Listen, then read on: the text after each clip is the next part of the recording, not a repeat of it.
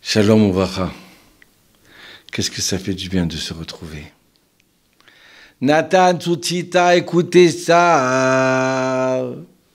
Rashi ramène qu'il y avait un homme qui a vu une femme de loin.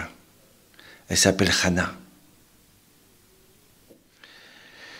Il est tombé amoureux d'elle, à un tel point qu'il est tombé malade. Les docteurs, ils sont venus, ils ont dit, il faut qu'il se marie avec elle.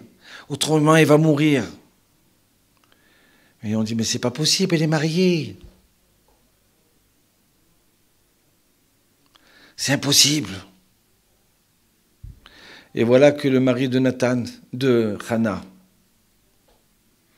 il avait des grosses dettes. Jusqu'à un tel point où on l'a mis en prison. Comment il va faire? Et Hana a fait tout pour le sortir. Mais elle n'a pas assez d'argent. Elle n'a pas assez d'argent, elle demande à l'emprunter à droite, à gauche. Ça ne suffit pas. La seule personne qui peut lui prêter de l'argent, il s'appelle Nathan Tzotzita.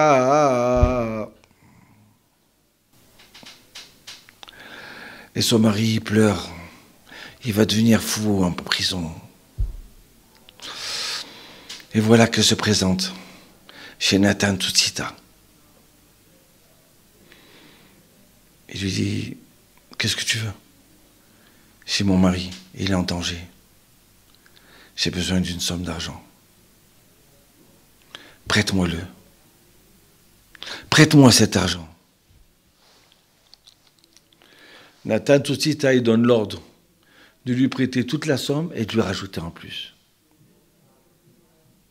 À ce moment-là, il lui dit, tu sais, comment je suis malade, tellement je te veux.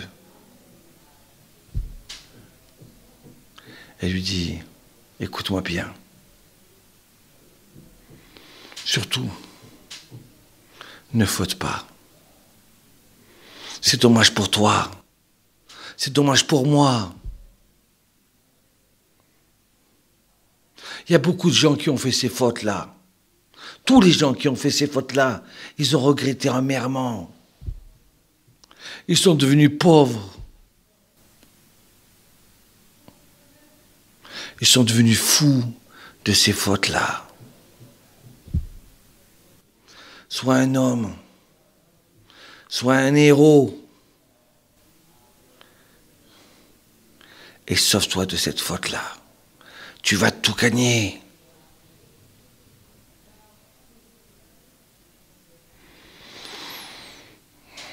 Et là, Nathan, il tombe par terre. Et il se met à pleurer. Il lui dit, va-t'en vite, va-t'en.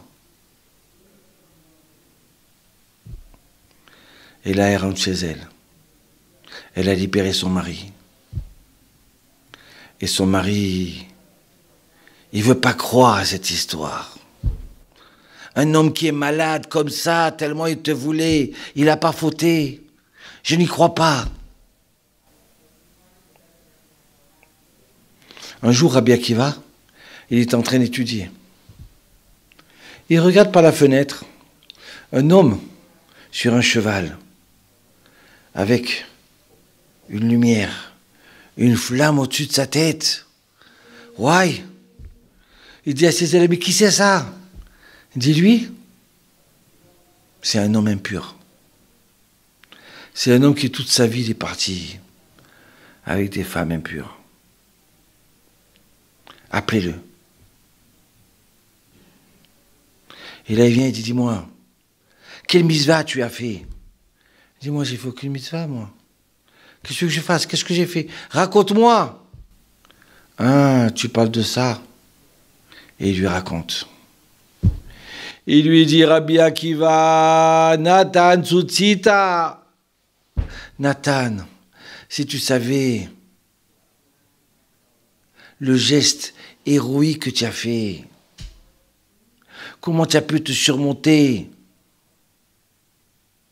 si tu savais comment Hachem il t'aime, si tu pouvais voir la lumière, la flamme qui se retrouve au-dessus de ta tête,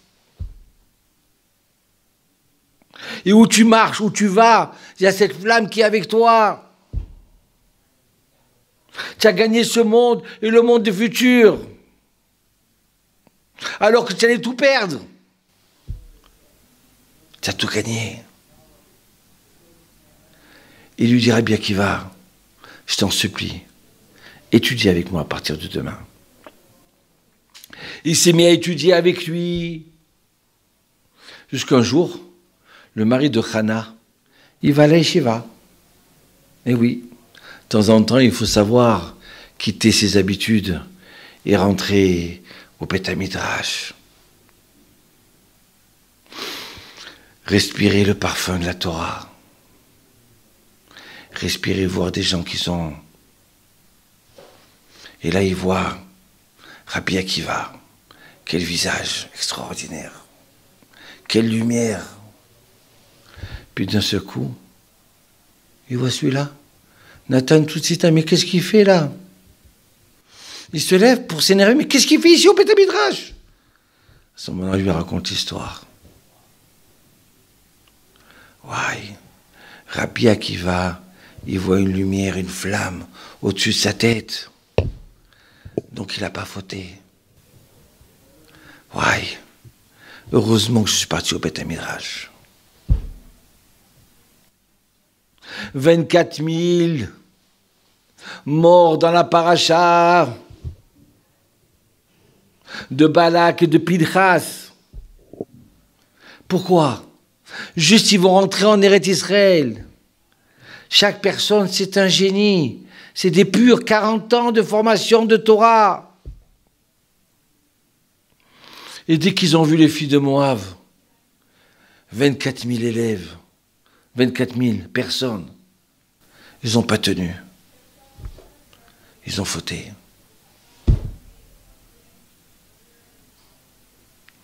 Vous vous rendez compte? Ils arrivent juste avant de rentrer en Eretz Israël, juste comme ça ils rentrent. 2000 ans, les Bnei Israël, ils ont tenu la tzniout, s'habiller avec pudeur, faire attention de rester avec sa femme juive, avec son mari juif. Ils n'ont pas fauté. Ils ont tenu. Pareil, en Égypte, 20% du peuple d'Israël, alors que l'Égypte était un endroit d'impureté totale. Les hommes avec les femmes avec les femmes avec les animaux. C'était impur. 20% du peuple d'Israël, ils ont gardé leur pureté. Ils n'ont pas vendu leur âme. Jusqu'à un tel point que toutes les nations dans le désert, ils disaient « Ah, mais ça c'est un peuple. Ils étaient esclaves, c'est sûr qu'ils ont fauté. Comme les animaux, comme les non-juifs. » Hachem, il leur a ajouté le « et le « yud », le nom de Dieu. Bet Akarmi. Alivni. Pourquoi il a rajouté le « et le « yud » ? Pour dire que même si l'ambiance, elle était complètement impure, tout le monde, il se dépravait. Mais le peuple d'Israël, les 20% qui sont sortis d'Égypte, ils sont restés kadosh, à part une femme. Vous comprenez pourquoi maintenant qu'on rentre en Eretz Israël depuis 100 ans?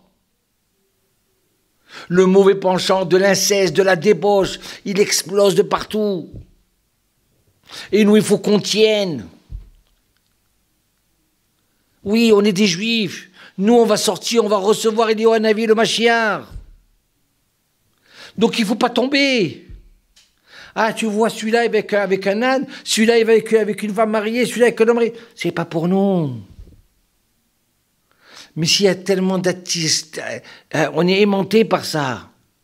C'est parce que pour nous empêcher d'avoir cette délivrance-là. Donc, vous sentez que c'est tellement fort. Hein? Il faut tenir bon, parce qu'on va gagner. Courez vite au Beth Midrash.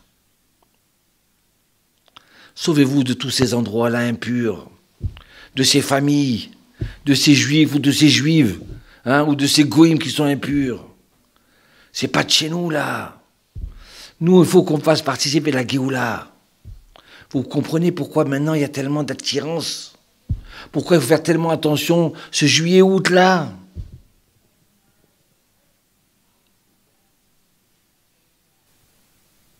C'est pour ça que Pinchas, il est devenu Eliyahu. Grâce à Pinchas, Dieu l'a pardonné le peuple d'Israël. Et grâce à Eliyahu Hanavi, le Rachaim, il dit, Akadosh Hu, il pardonne à chaque juif et chaque juif du peuple d'Israël. C'est pour ça qu'on doit garder la pureté familiale. On doit garder que notre famille, que notre femme, que notre mari. Voilà la paracha de Pinchas. Pinchas, c'est le héros. Et chacun de nous, on va être et on doit être héros. Bracha Vatzlacha.